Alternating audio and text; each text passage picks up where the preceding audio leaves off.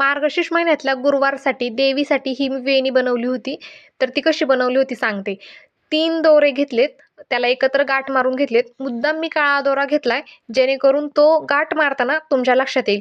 पांढऱ्या दोऱ्यानेही मी बनवलं होतं, पण ते काही दिसत नाही आणि मी हे बनवते तोपर्यंत माझ्या पिल्लाचं काय चाललंय. असो, देवीसाठी जी मी वेणी बनवली ती पांढऱ्या दोऱ्यात आणि एका वस्तूला बांधून बनवली होती, कारण हिला असं पॅक धरावं लागतं. आता व्हिडिओमध्ये दाखवताना ते नीट दिसत नाहीये, म्हणून मी अंगठ्यालाच हे दोऱ्याची गाठ मारून घेतली आहे. 2 दोरे एकत्र हातात धरायचे आणि एका दोऱ्यानं ही अशी गाठ मारायची. एक गाठ मारून घ्यायची आणि नंतर फूल याच्यामध्ये लावायला घ्यायचं. जो गाठ मारलेला दोरा आहे तो नेहमी सेपरेट ठेवायचा. फुल राहिलेल्या 2 दोऱ्यांच्या मध्यभागी असं लावून घ्यायचं. जो दोरा पहिल्यापासून वरती घेतलेला आहे, म्हणजे फुलाच्या वरून घेतलेला आहे, तो शेवटपर्यंत फुलाच्या वरतीच यायला हवा.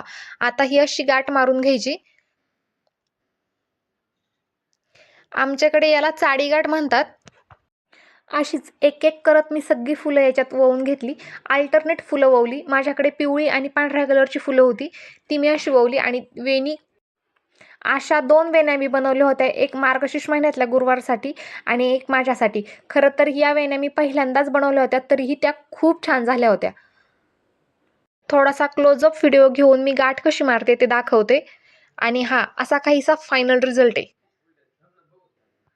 पहिल्यांदाच मी बनवलेली मार्गशीर्ष महिन्यातल्या 3ऱ्या गुरुवारसाठी ही वेणी देवीला अशी म्हाळली.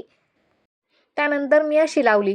ही कशी दिसते कमेंटमध्ये नक्की सांगा. व्हिडिओ आवडला असेल तर व्हिडिओला लाईक करा, शेअर करा, सबस्क्राईब करा. व्हिडिओ पाहिल्याबद्दल धन्यवाद.